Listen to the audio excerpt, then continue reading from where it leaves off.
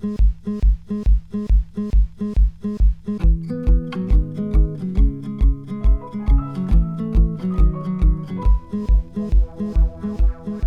everybody, it's William McComb, a social worker and chemical dependency counselor, and today I'm here with George. He's one of our star clients here. Been in recovery, how long, George? 10 years. 10 years, which is obviously quite an accomplishment. And so in that spirit, that recovery spirit of carrying the message and telling our story, we have George here today to just talk a little bit about his journey in recovery. So welcome. Thank you. So tell us, 10 years, that's a long time. Yeah. How did you get involved? Give us a background. How did you get involved with drugs in the first place? Well, I grew up in a town, northeast Ohio, called Warren, Ohio. Kind of a rough town, and the neighborhood I lived in was just pretty much, lower income. That's really what everybody was doing back then. So this is when you're like a teenager? Yeah, I started out when I was about 12, smoking weed and doing drugs. Dang. And so by 12 you were using harder drugs, or was it the... Weed, mainly drinking, and then by 14 I was probably doing acid and cocaine, and from there it just... So it progressed rapidly. Yeah. And what was it about it, did you think? Did it feel like something was missing in your youth, or can you even put your finger on that? Probably now that I'm older, I would say, yeah, it was definitely from, probably not having a father figure in my life. And, my mom was always working, raising 5 kids, but that's probably the main reason. But I think when I was younger, it started out just that's what everybody was doing. Everybody at school, all the people I hung out with, that's just the way it was back then. So kind of like peer pressure in a way. Yeah. Because you wanted to be part of the group, which is Pretty very much. important. Yeah. As a teenager. Mm-hmm. Okay, so it started then, and then how long, when did you decide it was time to make a change? Like how long did the drug abuse go? Well, it went on forever until I decided to get off of drugs. But the main thing that probably changed my life was, I got married and then I got busted and went to prison. Wow. So that was a big deal. So how long were you in jail? I went on a 2-year sentence, but I got shocked out. So, probably 4 months. 4 months. And was that over drugs? I've yeah. heard you talk about Yeah, this it was before. over drugs. I've heard you say in group and to like the newer people that you're sort of mentoring here that your stint in prison, that you're thankful for that. I am. Nobody wants to go to prison, and it was a terrible situation, but it did make me realize that I needed to change some things in my life, and I couldn't keep living the way I was living and doing the things I was doing. I was eventually going to get caught, and I did. And so that time in jail to think and to process, is that what was important, or was it? Honestly, I didn't really care about the way people look at me. I still don't to this day. Mm-hmm. But what made me really want to change was being away from my wife and my family and, being locked down. That's a hard thing to deal with. If you've never been in prison or jail, you don't know what it's like, but it's terrible. Scary. Yeah. Well, and they say that addiction is a family disease, meaning that it diseases the individual, but then it also impacts all the systems that individual occupies. And you're talking about your family. What sort of impact did your drug use have, would you say, on your family? Well, they definitely didn't look at me in a good light. They didn't look at me like they do now, I can tell you that. How do they look at you now? I think they're proud of me now. I know my wife and son are proud of me. My mom's proud of me. My brothers and sisters are proud of me. I was a different person back then. So, if there's anybody out there seeing this video that knew me back then, you know what I'm talking about. And if there's anybody out there watching this video that I did something wrong to or offended in any way, I'm going to apologize to you right now because I am totally a different person. That's powerful. They talk about that in the 12-step method. Did you use like the NA, AA, and the 12 steps? NA, yeah. You did, and so you worked those steps and did the. Was that helpful? Was that a big part of your recovery? It did help. And you got to go through those steps to progress through this. But honestly, I just didn't want my family to look at me like that anymore, you know? I mean, it's a terrible thing when they just look at you and you can see it in their eyes that they're just disgusted or just don't want to be around you anymore, you know? And I never really did anything personally to them or stole from them or anything like that, like a lot of people do. But I mean, I know that, you know, I could just see it that they weren't. They weren't proud. Like, yeah, they weren't proud of me, you know, and that's what everybody wants their family to be proud of them. Mm-hmm. You know? I don't care if you know that or not. I think everybody deep down inside knows that. And, you know, you don't want your mother to look at you shameful, you know. That's right. And that's the importance, you know, when we talk about, you know, raising our own children. Have you had this conversation with your? I have had conversations with my son. He doesn't know the extent of things that I did when I was young, and I hope he never does. Mm-hmm.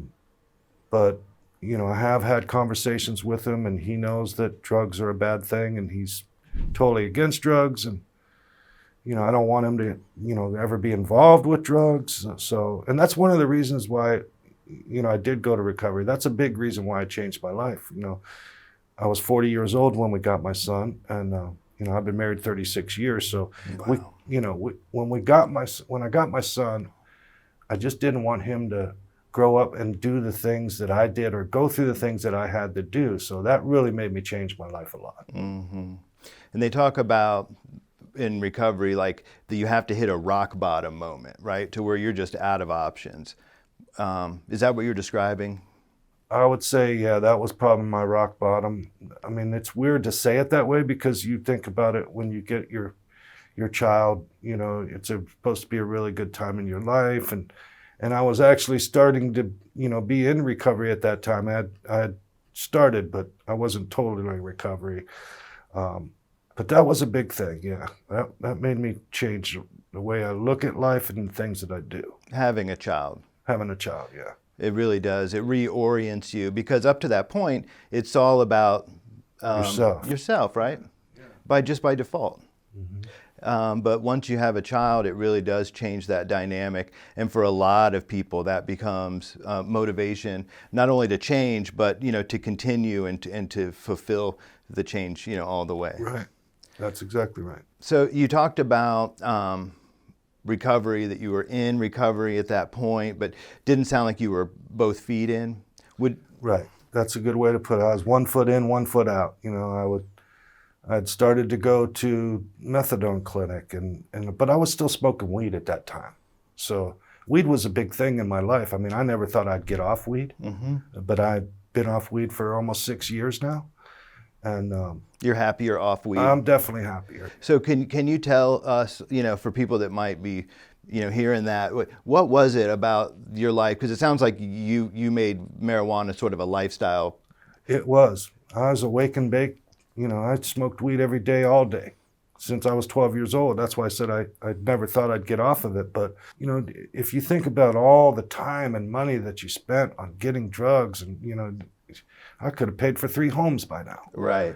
But the thing about it was the lifestyle of it. Like, I just got tired of chasing the drugs and going after it and having to get it. And then all of a sudden you're getting it for 3 other people. And, you know, you got to score a half pound. You know, it's just crazy. It's progressive. Yeah, it's real progressive. The disease is progressive and the lifestyle is progressive. The more and more risks you have to take over time.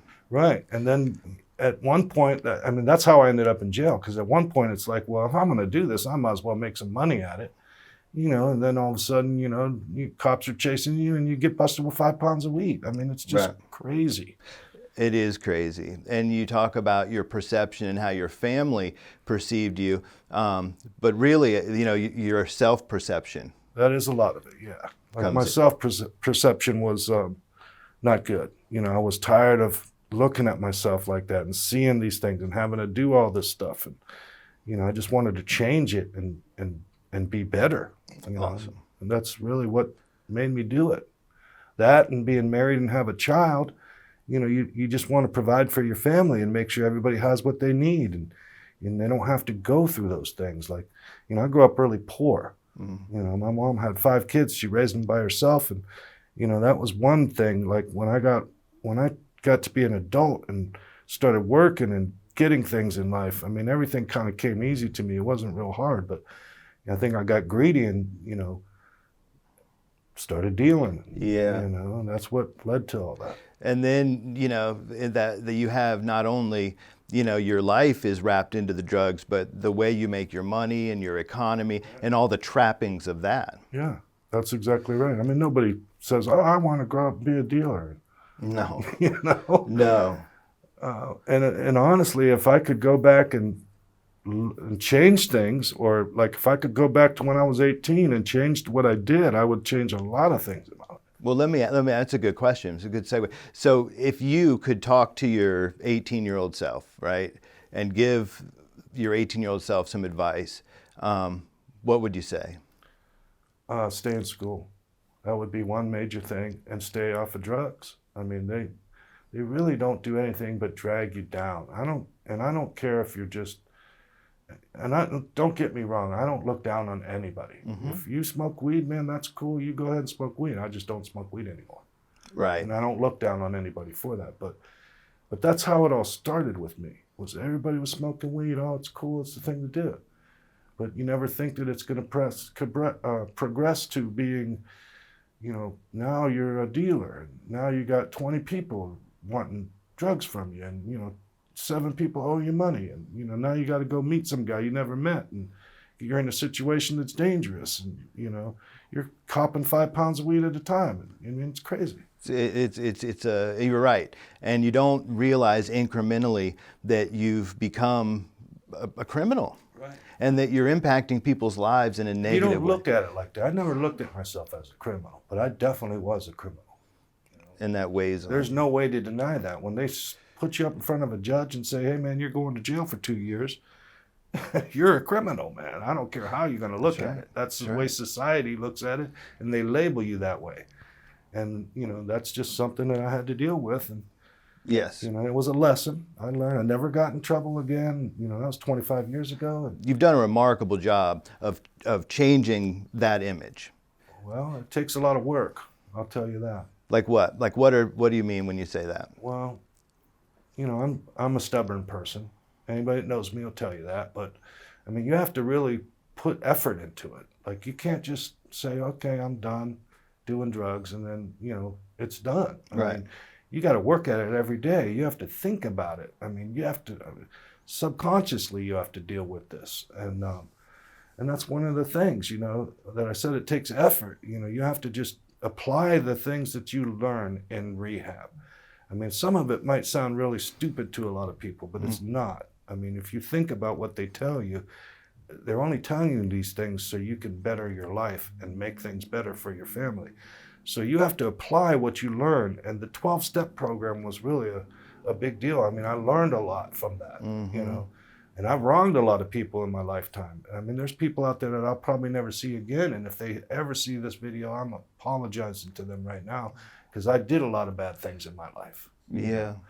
But that's just one of the things. You have to deal with it. You have to put work into it. You have to think about it. You have to remind yourself that you're not that other person that you used to be, and just keep working at it day by day, step by step. Before you know it, a year goes by, 2 years, 3 years, 5 years. I'm 10 years into this program, and I'm sober and clean, and I like my lifestyle now.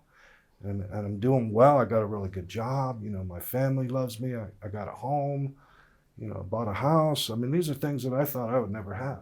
And so if people out there who are just starting their recovery journey or just contemplating it maybe, what you're saying is if they want what you have now, you have to work for it. You definitely have to work for it. So they call it recovery work for a reason. That's exactly right. It requires action. It's just like life. If you want a home, you got to go get a job. You want a nice car, you got to earn money and buy it. It's just like life. You have to work at it. There's certain things you have to do to progress to this point. And that's basically what you have to do. Follow the teachings that they tell you, the 12-step program, and just work at it, and it'll eventually come. if Yeah. you want it bad enough. Yeah. And you that's know, something else too. You got to want it. You really got to want it. it's a good point.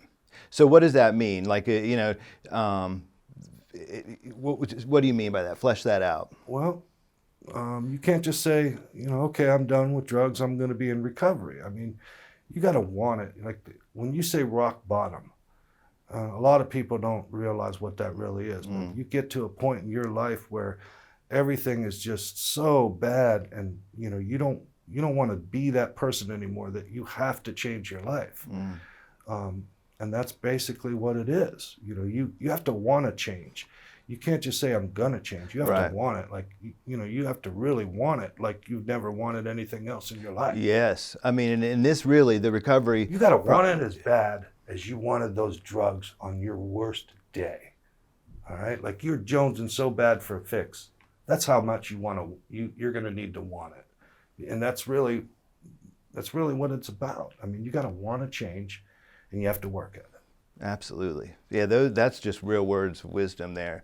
I've seen people over time, that this recovery process becomes sort of trial and error until they finally figure it out. That's exactly right. I mean, because I didn't just come into recovery and then now I'm 10 years sober. I mean, before I got 10 years in, I probably had 4 or 5 years of, trying it, relapse. I mean, I probably relapsed 5 times before. Frustrating. Yeah, I mean, but you got to think about it like this. You didn't just start out being a full-blown addict.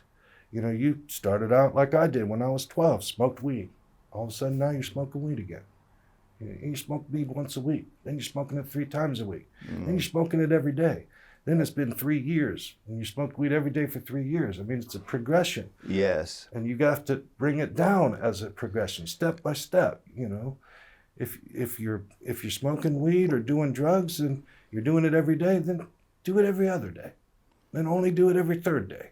Then only do it 1 day a week. I mean, that's how you got to do this. Incrementally. Yeah. And you're be willing to fail. You're going to fail. And get right back on. Right. You're going to fail, no doubt about it. It's a trial and error. You're going to try it, you're going to fail, you're going to feel bad, then you're going to get your moxie back up, and you're going to go back at it again.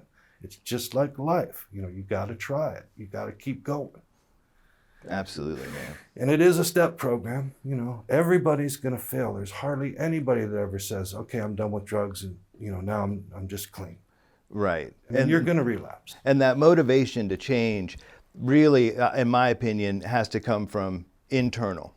Like it can't come because your parents want you to change or your wife wants you to change. It's got to be something that you want. Yes. And that can be influenced by those family members, but ultimately the motivation has to come from inside you. It's just like, no one ever said, okay, you're doing drugs now. And you didn't do drugs because that person said that. Right. You did drugs because you wanted to. You were curious. And then all of a sudden you want it all the time. It's the same thing. You got to want that. That's why I was saying you got to want to be clean as bad as you wanted to do drugs. Yep. Or even more, I would say, because it's hard.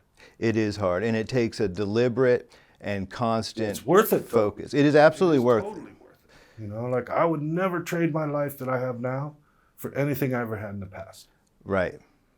And I think that's important for people, again, in early recovery to hear that, yes, it's hard right now, and it's going to continue to be hard, and it is going to be a struggle, but it's a struggle that's ultimately worth it. Yeah.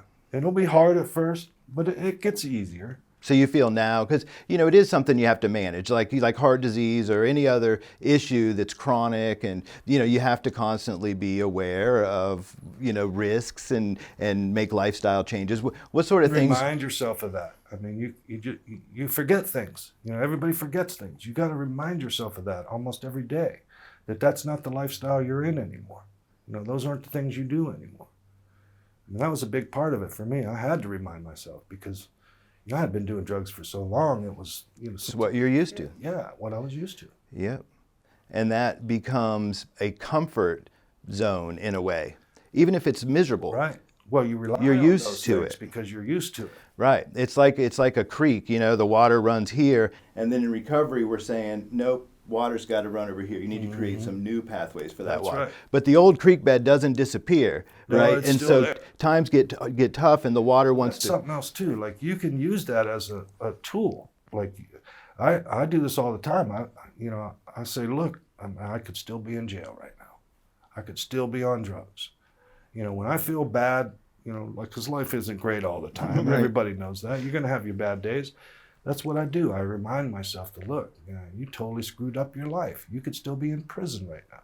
You could still be strung out on drugs. So things could always be worse, and you have to remind yourself for the things you're grateful for. That's right. And what you want to get to. All right. You use it as a tool to get where you want to go. Goal setting. Yeah, goal setting. You got to do that. Were you a good goal setter before recovery? Yeah, pretty good. You were. Yeah.